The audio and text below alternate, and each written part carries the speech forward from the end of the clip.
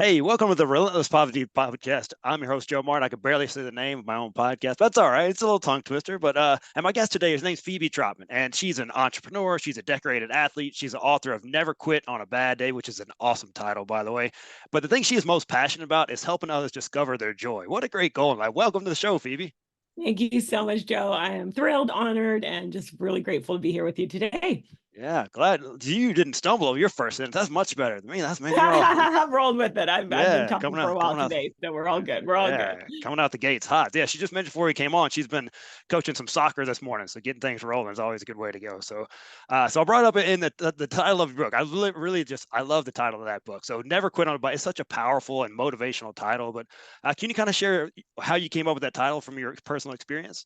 Yeah, absolutely. I mean, and thank you so much. It is really a very motivational saying. And I had heard that saying many, many years ago, and it always stuck with me in terms of soccer, entrepreneurship, life, relationships, everything. It really applies to every area of your life. And so when I decided to write a book, and then I knew what I wanted the theme to be, I wanted it to be a collection of short stories. And I really wanted the book to share the story behind the story, because so often we see people's accolades, we see their accomplishments, and then, we might be going through a challenging time and we look at them and we're like, oh, well, they have it easy. And it's like, well, do they really? So I wanted to kind of peel back the layer a little bit so people know they're not alone in their struggles. And yeah, never quit on a bad day. As I said, it's always stuck with me. And so I was like, okay, let's see, if it's available, if the domain name's available, then I know, okay, God, you're saying move forward with this. And if it's not, then maybe I need to, rethink what I do with this book, or what you will. And it was available, and I was like, okay, I guess let's go. We're writing a book, and the topic is going to be, the short stories, and the title Never Quit on a Bad Day. And really, I just wanted anyone who hears that title, whether they ever purchase the book or anything with it, that it'll stick in their mind. And when they're going through those challenges, they'll push through, because greatness is on the other side, and it does stick with you. So Absolutely. So I have a teenage son, and right. So when he first wakes up in the morning, I'm like, hey, don't judge the rest of your day how you feel right now. It's going to get better. This is the worst part of your day is absolutely. waking up, right? So I think people do quit on a bad day. So I think it's a great advice, kind of a life mantra to have, is like it gets better. And you talked about, hey, greatness on the other side. If you stop right here, you're not going to get there. So I mentioned soccer in the beginning too. So how were you first drawn to soccer? How did you get started in soccer? Yeah, so I started playing soccer when I was 5 years old. I have an older brother, he's 4 years older, and he was playing soccer. And so I was the little sister that had to go to his games with my parents, and I'd be on the sideline, or, doing other things. And I think I just kind of said to them, was like, I want to play too. And so my parents signed me up. And it's interesting because looking back, like I started on an all boys team, and I don't know if it was supposed to be co ed, and I happened to be the only little girl. I don't know if it was supposed to be boys, and they just were like, this is where you're going. I have no idea. But anyways, my first introduction to the sport in terms of organized was at 5 years old on an all boys team. And it was great. I mean, they accepted me. I just played. I love to play, and then continued straight through. And I still play to this day. I love it. I love being on the field. I love the competitiveness. See, now the tongue twisting's coming out, the There you go. competitiveness of the It's sport, contagious. Yeah. with my teammates, and just, everybody having a common goal to win that game, and just giving your all to it. And so it's been an incredible journey. And I'm just grateful for all the lessons and all the experiences I've had because of sport. I mean, you've had an awesome career. Can you kind of hit me somewhat with some of the highlights of your career? I know you're not bragging. You're just reporting the news right here. Just kind of hit with some of the highlights from your career. Oh, Joe, really? Oh, okay. Well, I mean, I've been very fortunate. I've played on some incredible teams, so I've had a chance to win national championships on all Nice. levels. So starting under 19, university, NAIA, we won the championship there. Then I went on to play in the W League, which at the time was the highest level of women's soccer within North America.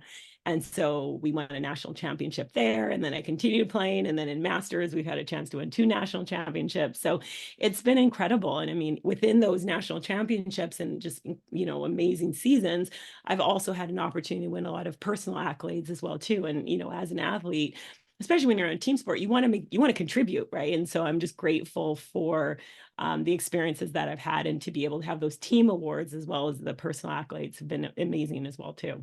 Oh, that's really cool, man. It's the personal and the championships together, team wise. Man, that's best of both worlds right there. So a decorated career. I know you don't want to brag on yourself. You're just letting people know. Hey, it's just reporting the news. So that's okay. So I mean, how did that transition go from I know you're still playing, but from being kind of athlete and going more into the entrepreneur world? Yeah, so when I was working full time as well too, and so I kind of got to this point where I was really bored at my job. I was working as a well, it doesn't even matter. I was just bored at my job. I wasn't learning, I wasn't growing, and I'm a person I like to be challenged, right? And so I started a bunch of side projects while I was working full time, and in my mind, the plan was once my side hustles, whichever one took off or all of them, once the income was high enough, then I'd leave my full time job and I'd be this entrepreneur, etc. And as we know, life, takes twists and turns. And so the company I was working for actually went bankrupt and I was laid off. And so I had this kind of crossroads moment where I was like, okay, well, what do I want to do next? And this is something I always encourage people to do is sort of when you're in those moments, or even ideally before you're in those moments, kind of pause and look forward and be like, what do you want your life to look like? Like, what brings you joy? If you just, there's no limits, just, and write it down, write it in present tense, and just really get in the feeling of what does that look like. And we can go into more detail, a bit more about that. But essentially, what I did was I looked forward and I said, okay, what do I want my life to look like? And I knew I wanted to be able to like have time for my friends and family. I wanted to be able to travel, sort of build a business that I could do anywhere. And so when I looked at kind of my different side hustles, it made sense to focus on one of them, which allowed me to have that kind of flexibility in terms of my schedule and location and whatnot. And so it was a bumpy start to begin because it was literally being thrown into it full time. Before I was just dabbling, if you will. And now it's like, okay, we have bills to pay, let's go. But I'm grateful for it because I learned so many things along the journey. And then it's provided me a chance to, travel all over the world, have a business that I can operate from my phone and my laptop, and just to be able to help people as well, too, which was really important for me, to continue on in that, being able to help people and feel part of a team as well. Wow. So if you hadn't gotten laid off, how long do you think would be till you really went full bore into this? Yeah, you know what, Joe? I've thought about that. And I don't know if, here's the thing, like, I do believe sometimes life moves for us in the event that if we're not going to do it, sometimes we'll get the nudge. Like I joke and I'm like, sometimes God's going to push you forward whether you want to or not. Oh yeah. Because I probably would have stayed there a lot longer because I was comfortable. That my job was pretty easy. Again, I wasn't learning and growing. However, I was learning and growing in other areas, like on my side hustles. And so I still felt that fulfillment, that reward, the growth. And so it was really easy, if you will, to manage both of those. So I'm sure at some point I would have taken that leap. However, I probably would have stayed there a lot longer. Oh, I get it. Yeah, they say, desperation creates hustle, right? So you got to make it Oh, work. that's You got to go, right. right? So I used to work for the government, and just one day I came home and told my wife, "Hey, guess what I did today?"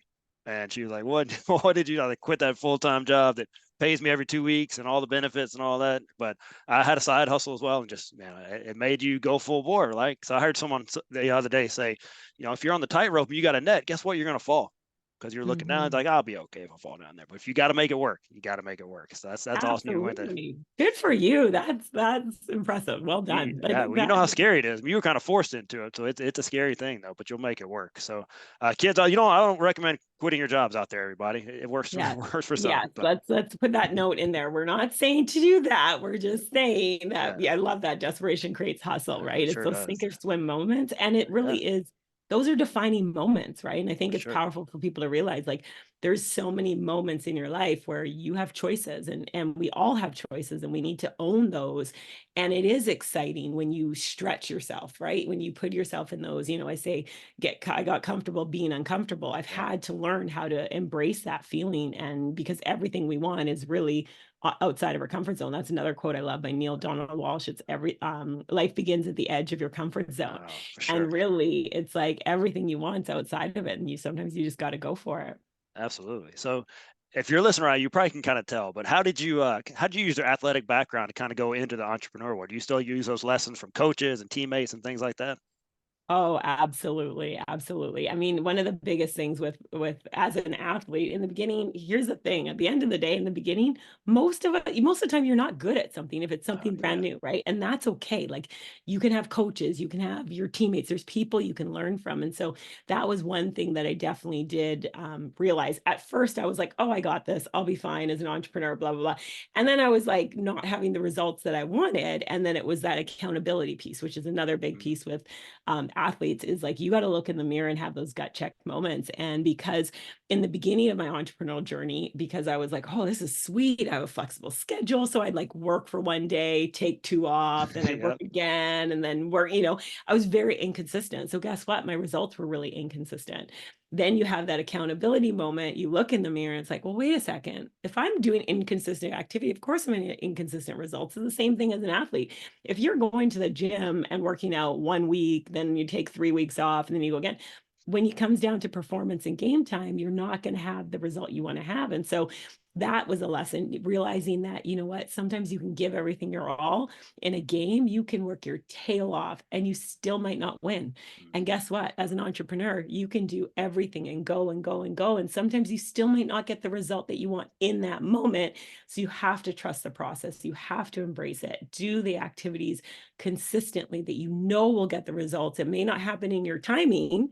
So that's why you have to embrace that process and get comfortable with that piece and do the things that are going to get you the results that you want. Because as an athlete, we see athletes in the game and we're like, wow, amazing. But it's all the stuff they did outside of the game, off the soccer field, off the basketball court, all the activities that are happening that we don't see is why they're able to perform when they're on the field. And it's the same thing as an entrepreneur. You see people with their awards and this and that and, results. However, do you see all the activities that they're doing consistently on a day-to-day basis, even when they don't feel like it, Oh, to yeah. get the result that they want because you're committed? Man, you just dropped some gems right there. If people are listening right now, that's what I love about sports. I just look at it as a tool for teaching kids. Right? They can mean so many life lessons on those courts and sports fields out there. So, like you said, they're not all going to go to the NBA, NFL, Major League Soccer, all those good things. But man, you can learn so many lessons, and you've put it in, and it's making you money now. So if you, that's the real deal right there. So if there are maybe some young athletes that are getting out of college and they're ready to maybe start a career or an entrepreneurial journey, something like that, how would you suggest they do that kind of career life balance? Because you said I wanted, I want a balanced life. So how did you do that? How would you suggest people start on that? Yeah, and I think balanced life in some ways is balance. It is going to swing in the sense of, it depends what your goals are. It depends what your priorities are. At times, like as an athlete, I am head down focused. That's, we have a big game, I'm training for it. That is where I'm at now. Is that super balanced? Not necessarily. However, I'm okay with it because it's taking me to where I want to go. So one of the things, if someone is an athlete, they're transitioning, I always say, like, look for success leaves clues. So Yeah. look for someone who has sort of a lifestyle, maybe a career that you would like to enter in, and pick their brain. Ask them if you can take them for lunch. Now, understand everyone has busy schedules and whatnot, but is there someone who can be a bit of a mentor for you that you can get a little bit of insight or offered your services? Hey, I just want to learn from you. How can I help you? If someone, for example, if someone wants to have a podcast, right? Reaching out to someone like yourself, Joe, and being like, hey, I'm really interested in having a podcast. The key is you have to look to give first. So, for example, I would say, hey, Joe, I love what you're doing. How can I learn? Is there something I can do to help you with your podcast so I can also learn while I'm doing this at the same time, right? Look to add that value first.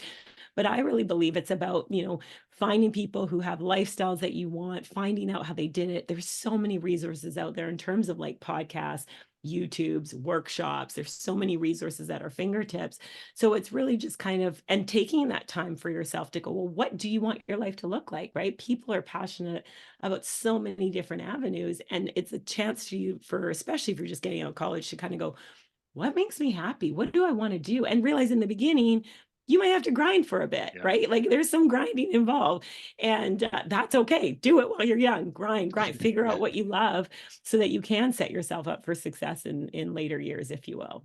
Yeah, that's great. Yeah, if you're looking to start a podcast, first learn how to say the name of your own podcast. That's step one. And be open. Hello. Be Yeah. open to realize, hey, none of us are perfect. We're all Yeah, figuring that's it all out. right. You just keep rolling though. That's what Keep what's going. important. That's it. So your book is all about resilience and overcoming adversity and never quitting on a bad day. So I'm sure that's happened a few times. And can you share some experience that you had in your life with those?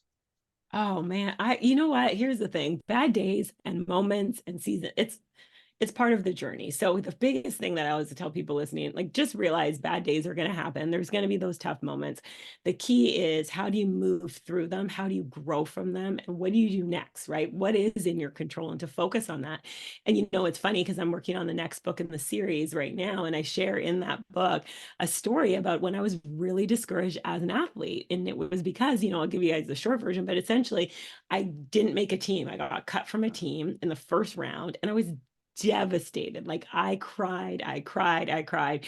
And basically my parents kind of, I think, got to a point, because I was in the basement crying my eyes out for however long, that it was just like that moment where they were like, well, what do you want to do now? Like, what do you want to do? It's up to you. Like, do you want to let one coach's decision stop you from playing the sport? Do you want to keep going? Like, it's up to you. And that was tough to hear in that moment, because I was, around 13, 14 years old. That being said, it hit me where now it was like, yeah, what can I control? And so it really was, in hindsight, such a defining, pivotal moment in my life, because going forward, I made some decisions that summer that I was going to be an impact player, that whatever team I was going to be on, I was going to, like, make my presence known, and that I'd be grateful for every opportunity. Because at the time I didn't really, again, you can read it in more detail later on, but I didn't see that moment as much as I could have. And so now it's like, any moment I'm given on the field, I'm going to make the most of it. And so that's just carried through in terms of my career as an athlete as well as an entrepreneur. And that was such a huge lesson. And then I've had, many bad days as an entrepreneur. So that could be a whole show on its own. Well, that could be multiple shows on its own. Oh, absolutely. You will. Man, it's a roller coaster for sure. But That's right. man, You so get it. You get it. yeah. So if You there's think- kids, or if you have kids or athletes that are listening right now, hey, this is a multi-time national champion, award-winning player. They got cut from her team, and then she didn't let it define her. I mean, that's huge. I think some people, they do stop. Not just that's their bad day and they quit the sport entirely. I think people get to that Mhm. point a lot. You see kids are quitting in record numbers in a lot of sports these days, and then that could be a whole episode as well. But just having those parents that probably like, okay, what are we going to do about it? That's what my parents did. That's what we did with my son when he was basketball, and he was, I'm the worst one on the team and all these. Well, like, what do you want to do about it? Do you want to get better, or you want to quit? And he made the right Mhm. choice. But you got to get to that kind of dividing line where you want to go from here. So that's great. And thank you for sharing. A lot of people, like you said earlier, they see these athletes on the field like, oh, they've always been good at this. This is not easy. This is not a struggle for them. It looks easy, but hey, there's a lot of hours behind that. So thanks for sharing that. So it kind of a related question. So how important is it to have that support system, especially when you are going through those bad days? Oh yeah, support system is so key. We talk about it in the book. It's something that I'm just so passionate about it, because yeah, if your support system, I mean, I talk about, they can either be a propeller or they can be an anchor, in the sense that people that you're in your network can either push you forward. Like, let's say, for example, you share your goal or dream with someone. Are they going like, oh my gosh, Joe, yes, go get it. That's awesome. Or are they like, well, Joe, remember when this happened, and how are you going to do Oh, this? And da da da da. Like, that's yeah, an anchor, right? Like, and again, a lot of times they're people closest to us, and they may love us and they want to do it. They might be saying it with the best intentions to protect us. That being said, be careful who you share your dreams with, right? And if you're listening and you don't feel like you have a supportive network of people who you can, reach out to, who have your back, now's the time to start creating it, being intentional with it, and thinking like, start to be that propeller for someone else. And in turn, you'll naturally be able to create your own circle of people who are going to pour into your dreams as well too. Because again, let's say I had different, I'm so grateful for my parents, and my parents put in the work in terms of their personal development, their growth. Because if they had said something different, they might have, what if my parents went, you know what, that isn't right, that isn't fair, you should have made the team, of yeah, course you should have made the team, you're the best player on this team. And my life would have been completely different, right? Because in that moment, if we sat there and focused on, this isn't fair, it isn't right, yada, yada, yada, yeah, let's just quit. Well, I'm the one who has to live with that yeah. impact, right? And so you want those people in your network who are going to pour into you, who are going to support you, who are, when you're having the tough day, they can be the one to lift you up. Maybe there's times, even myself, there's times where I have doubts. I'm a human being, right? Even in writing this book, where I was like, I've never written a book. I Yeah. didn't even really want to write a book in the first, like, so, but I had, once I was like, yeah, let's do this, I shared it with a few key people. And even the moments when I may have had a little bit of like doubt and just kind of questioning, they're the ones who reminded me, like, hey, Phebe Trotman, you know who you are? You know what you're able to do? And they poured in. So it is important. And just, I encourage people, be intentional with it, right? And really create a strong network of people who you have their back. Again, look to give first. You have their back and they have yours in turn. Man, everybody needs a hype man or hype woman in their life, right? Yes, That right? that unconditional supporter, man. Everyone needs that. So, and if you don't have one, go be with someone else, right? And maybe so that's so important to have in your life because there will be doubts. I was the same way when I was writing book. I can barely spell. I'm not gonna lie, even with spell check. Sometimes I can't even get close enough. I run and start to even get like it won't even suggest anything. That's how bad I am spelling. But hey, man, if someone else has done it before, then you can do it before, right? Uh, Absolutely. so you've shown it today in this interview, but how do you've kind of got this amazing balance of vulnerability but also strength, which is really impressive. So how do you do that with how does that in your so important in your own personal growth that you've shown? Yeah, that's a great question. I think one of the biggest things is just being honest and leading from your heart, right? At the end of the day, we're all humans. We all have a heart. Everyone wants to be loved. Everyone wants to feel, appreciated. And everyone, the more I think we share just some of our journey and struggles. And I'm not saying, you pour it all out right then and there. Sometimes you need, I'm going through a personal situation right now. And it's like, I'm not right yet ready. See, now I'm tongue twisted again. I'm Man, it's not contagious. there I'm sorry. yet, I'm sorry. to go into a lot of detail with it. But, I will. And I think that's just something that's important, is to let people know, look, you're not alone in your struggles, because, the more we start sharing that, then people do realize, oh my gosh, what you went through, I had no idea, and it connects you. It brings you closer to people. I think when people see that, you're a human, you get bruised and sad and bumped and disappointed, we all go through it. We're just seeing people on different stages of their journey, right? This wasn't, before, I wouldn't have, and actually, even sharing the story of getting cut from a team, I really didn't share that for years. Not that I was hiding it, it just, I never really felt a need. And then I was helping out with some evaluations, and, we were talking about it with the players there. And then I was like, hey, just so you know, like, I got cut from a team. And they're all like, what? Like, they didn't, because they had heard, they heard all the whatever stats, if you will. And I was like, yeah, I got cut from a team. And they just were like so shocked by it. And it was in that moment that I realized, like, how important it is to start sharing that, because people, again, will see whatever they want to see, letting people know, like, hey, I went through a really tough, like, when my dad passed, I was in a fog. You could see me out and I would be happy, like, not a beat, if you will, and I could put it. But when I came home, I was in a low, like, it was Yeah. a very tough time. Then people are like, oh, wait, well, how did you? Well, I just chose to keep going because I knew that's what he would want me to do. And I knew that's what I had to do in terms of moving forward. So I had to, and it was a choice. It was a choice. I shouldn't say I had to. I chose to do that because I knew it would help me grow. So when you start letting people know that, then they also know, okay, I can push through this too. I can get to the other side. Like, as you just said, if someone else did it, I can do it too. And so I just feel like the more we start, again, sharing a little bit of that, how much ever someone feels comfortable with sharing. And it, a lot of times I wouldn't even been able to say what I just said with my dad 5 years ago. Would have burst down in tears. Yeah. Podcast is over. Let's go. I'm out. Right. But you grow and you start to realize sometimes in sharing. And this is where it's like, then I feel like if it can help someone else, then, when you're at a place to be able to do that, then that's the time to do it. And again, that's super personal for every single person, depending on where they are at with whatever they're going through. Oh, absolutely. I appreciate you sharing that as well. So I know this is relentless positivity, but I got a little bit of hater in me, just a little bit of hater in me. So do you ever feel like you should like send that coach that cut you like a little autograph picture of you winning some awards or something? I mean, just to check in on him. I mean, It's so funny. I don't even. So the head coach of who essentially had the final team, I know who that was, and it's funny because we had connected later on in life, and I still was like, really, but it wasn't really his. Just like in terms of the team environment, it was someone else, and I don't even know who it is. But yeah, I mean, it's interesting because things happen the way they should. But yeah, it was yeah. a horrible experience. It was tough. Those I tears. hope he followed your career. closer. Hopefully, Hopefully. hopefully, Yeah. hopefully. Yeah. But he might be like, well, I can take credit because I forced her in that challenging spot. Maybe. You And never know. You never know. Sometimes you get that chip on your shoulder. It helps for sure. So. yeah, absolutely. So let's say there is a kid, maybe they just got cut from their team or they just got some bad grades, some bad news, something like that. What would you say to someone that's kind of they're going through that and they don't know where to turn, they don't know which step to take next? Yeah, so I mean, if you got cut from a team or bad grades, I mean, there's multiple pieces. First, did you give it everything you could? Like, did you truly give it everything you could? And if you did, okay, cool. That's one part. Because if you did, then we're gonna go in a different little lane if you did. If you didn't, well, here's the tough love. How come you didn't? Mm, Why didn't you?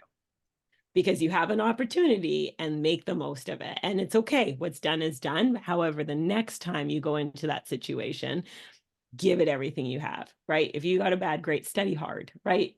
School, cut some time out, get rid of the phone for a moment, focus, or ask for help. If you're struggling in school, ask for help, right? It's okay to ask for help. There's strength in asking for help. So my first part is, did you give it everything? If you did do all that, you studied hard, you had help, you worked out hard, you trained, you went to this evaluation, you gave it everything you can.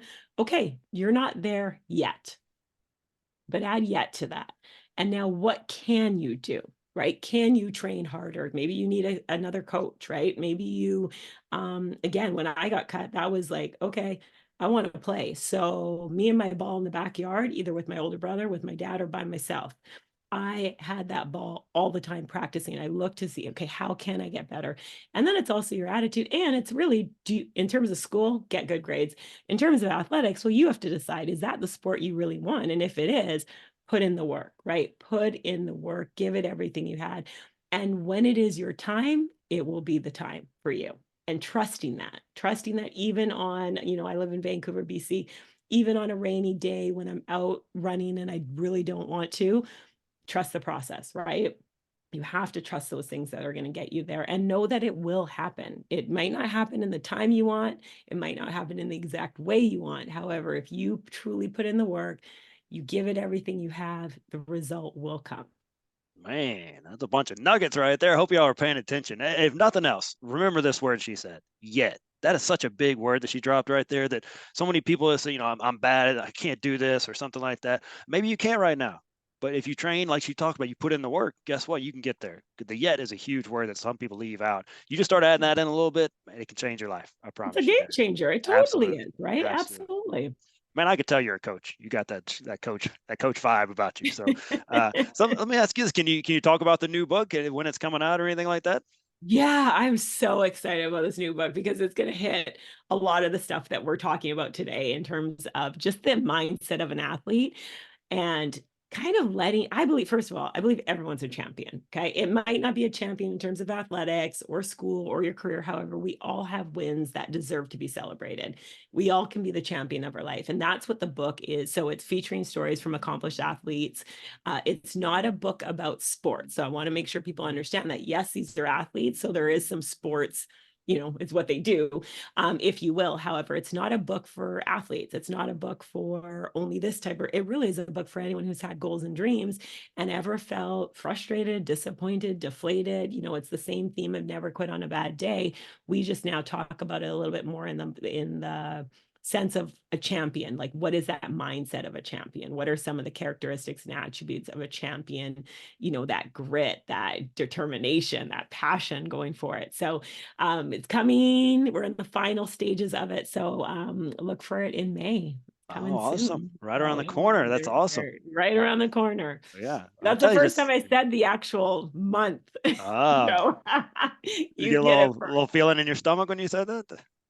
It's just Get a little exciting. excitement, a little excitement. I'm Yeah, super I excited. get it. Really Yeah. come together some incredible athletes with just awesome stories. And again, there's lessons in there for everybody. So I'm really excited to get it Oh, into the absolutely. hands of people. Yeah, I mean, I've seen it over and over again that sports lessons lead to life successes. I mean, it happens over and over, and I can't wait to check out that book because that's what people say. This is what it transfers. That's the best part about it. So, what's the best place for people to keep up with you? Yeah, so I'm available on Instagram and Facebook and Never Quit on a Bad Day. Also, my website is just www.neverquitonabadday.com. So you can check it out there, or Phoebe Trotman as well as my personal page for Facebook as well as Instagram. Awesome. Well, you killed it today. I know people are going to pick up the book and the one coming out in May as well. So, if you're listening right now, please share this episode. There's so many things that can help people in this episode. Maybe it's a young athlete who's struggling, or maybe you just started a new career, or you just come out of college. There's lots of things you can help people out with here. And Phoebe's doing out great work out in the world, and more people need to know about what she's doing. Follow her on the social media. I'll put that in the show notes. You can just click on stuff and go follow her. All the good things she has coming on, and be ready for that book release. So, Phoebe, thank you so much for coming on. Thanks for what you're doing out in the world. Thank you, Joe. Well, right back at you, right? It takes people stepping out, going after their goals and dreams. And when they do that, other people get inspired, and it's that ripple effect. So thank you for everything that you're doing to inspire, uplift, and spread that message of positivity. I love it. You're a perfect guest for the show. Thank you so much for coming on. Hey, please share this episode, spread the positivity, and we'll see you guys next week on the Relentless Positivity Podcast. Oh, I nailed it that time. Yes.